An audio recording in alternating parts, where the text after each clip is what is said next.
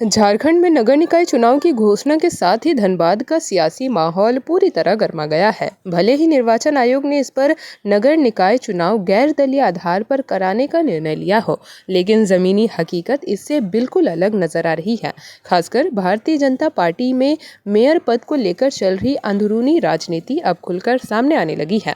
BJP द्वारा अभी आधिकारिक तौर पर महापौर प्रत्याशी की घोषणा नहीं की गई है, लेकिन पार्टी नेता चंद्रशेखर अग्रवाल ने अचानक नामांकन दाखिल कर राजनीतिक हलकों में हलचल मचा दी है। उनके इस कदम ने न सिर्फ चुनावी पारा चढ़ा दिया है, बल्कि पार्टी के भीतर चल रहे मंथन और असहमति को भी उजागर कर दिया है। हालांकि नगर निकाय चुनाव गैर दलीय होंगे, लेकिन बीजेपी ने स्पष्ट संकेत दिया है कि पार्टी अपने प्रत्याशियों का चयन दलीय आधार पर ही करेगी। यही वजह है कि धनबाद में मेयर पद के लिए पार्टी के भीतर जबरदस्त दावेदारी देखने को मिल रही है। पार्टी स्तर पर चल रही रायशुमारी के दौरान करीब 20 नेताओं ने मेयर पद के लिए अपनी दावेदारी पेश की है। इनमें प्रमुख नामों में शांतनु चंद्रा, नित्यानंद मंडल, संजीव सिंह, राजकुमार अग्रवाल और चंद्रशेखर अग्रवाल शामिल है। ऐसे समय में जब पार्टी नेतृत्व अभी प्रत्याशी चयन को लेकर मंथन कर रहा था, चंद्रशेखर अग्रवाल का सीधा नामांकन दाखिल करना कई सवाल खड़े कर रहा है। राजनीतिक जानकारों का मानना है कि यह कदम पार्टी अनुशासन के खिलाफ माना जा सकता है, जिससे बीजेपी की अंदरूनी कहल अब सार्वजनिक मंच पर दिखने लगी है। इतना ही नहीं, बीजेपी के कुछ नेताओं ने पूर्व में रह रहे बीजेपी के मेयर की कार्यशैली पर भी सवाल उठाकर असंतोष को और हवा दे दी है। इससे साफ है कि पार्टी के भीतर सब कुछ ठीक नहीं चल रहा है। बीजेपी खुद को अनुशासन और संगठन के लिए जानी जाती है, लेकिन मौजूदा घटनाक्रम ने पार्टी की छवि पर सवाल खड़े कर दिए हैं। चंद्रशेखर अग्रवाल के नामांकन के बाद सबसे बड़ा सवाल यही उठ रहा है कि पार्टी सर्वोपरि है या व्यक्तिगत महत्वाकांक्षा। अब सबकी नजर बीजेपी नेतृत्व के अगले कदम पर टिकी है। क्या पार्टी अनुशासन के तहत कोई सख्त फैसला लिया जाएगा या फिर इस घटनाक्रम को नजरअंदाज कर आगे बढ़ा जाएगा? बहरहाल इतना तय है कि धनबाद नगर निकाय चुनाव इस बार बेहद रोचक होने वाले हैं। गैर दलीय चुनाव के बावजूद दलीय सियासत, अंदरूनी कहल और दावेदारों की लंबे फहरिस्त ने मेयर की कुर्सी को राजनीतिक रणभूमि बना दिया है। आने वाले दिनों में बीजेपी के साथ साथ अन्य दलों की रणनीति भी धनबाद की राजनीति की दिशा तय करेगी। ये सभी लोग स्वतंत्र है, चुनाव लड़ना सबका अधिकार है, सभी लोग चुनाव लड़ सकते हैं।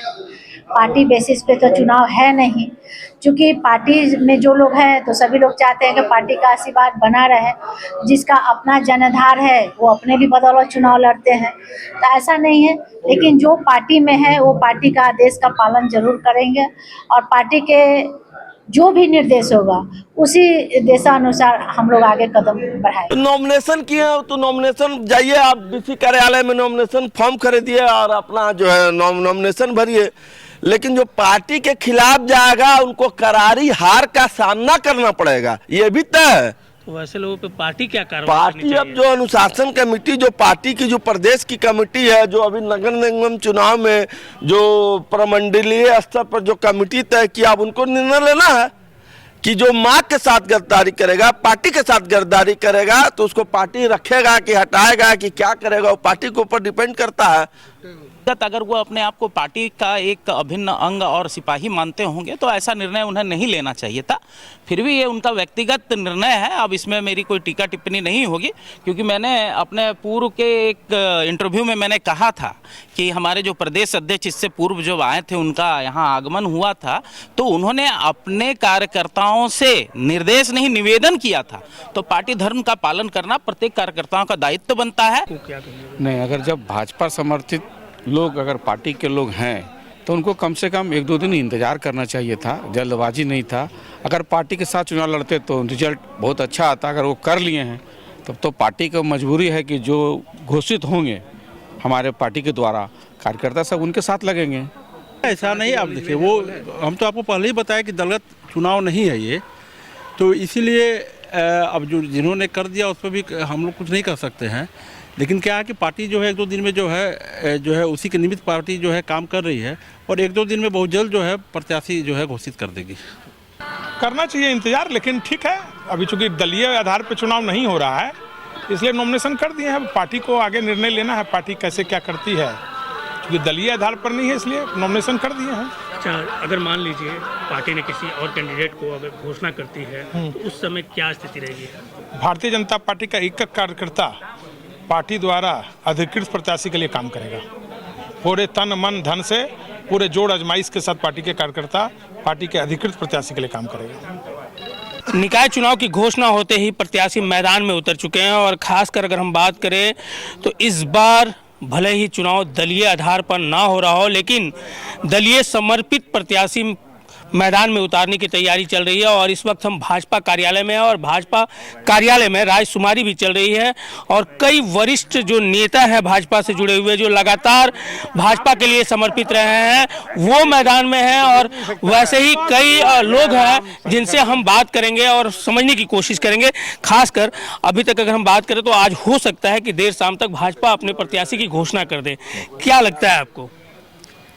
देखिए, भारतीय जनता पार्टी एक लोकतांत्रिक संगठन है और कार्यकर्ताओं का राय विचार सब समझ करके और उसके बाद जो निचोड़ निकलता है कि कौन से प्रत्याशी हो सकते हैं जो इस सीट को निकाल सकते हैं, और उसी निर्णय के अनुसार भाजपा अपने कार्य को अंजाम देगी। और आज लगता है कि रायशुमारी के बाद कई जगह और भी जाना है इनको आगे बोकारो तो आज की संभावना नहीं है।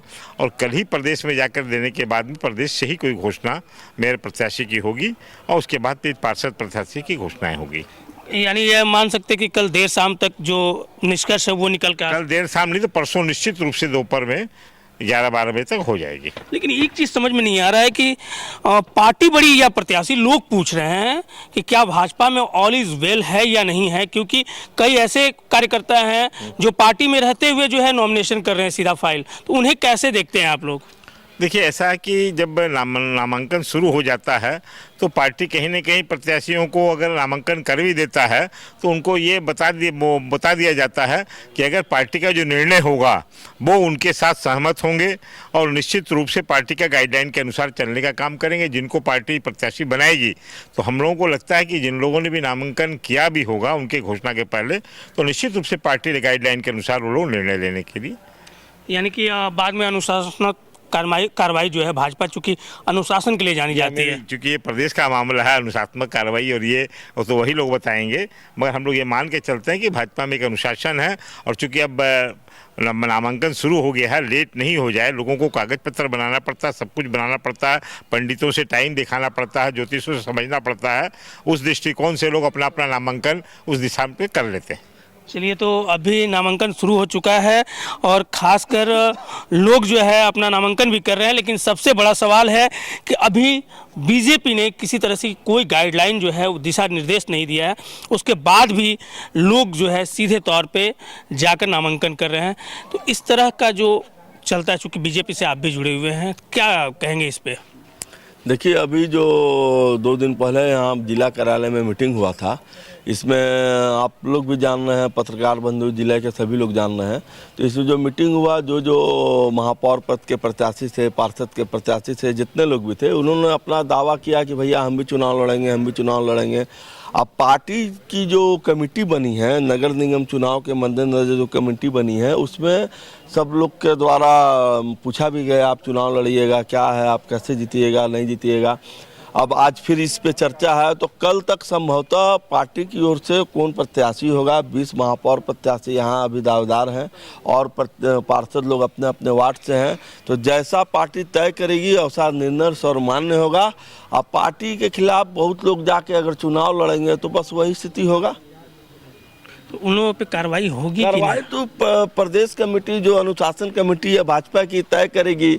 जब पार्टी जब निर्णय ले रही है कि पार्टी की तरफ से यही कैंडिडेट को समर्थन दिया जा रहा है, यही कैंडिडेट चुनाव लड़ेगा, इसी को समर्थन करना है, तो अब जो पार्टी से बगावत करके, अपनी माँ से बगावत करके, पार्टी हमारी माँ है, और जो अपनी माँ से बगावत करके जंग के मैदान में इलेक्शन में उतरेगा तो करारा हार का सामना करना पड़ेगा उसको।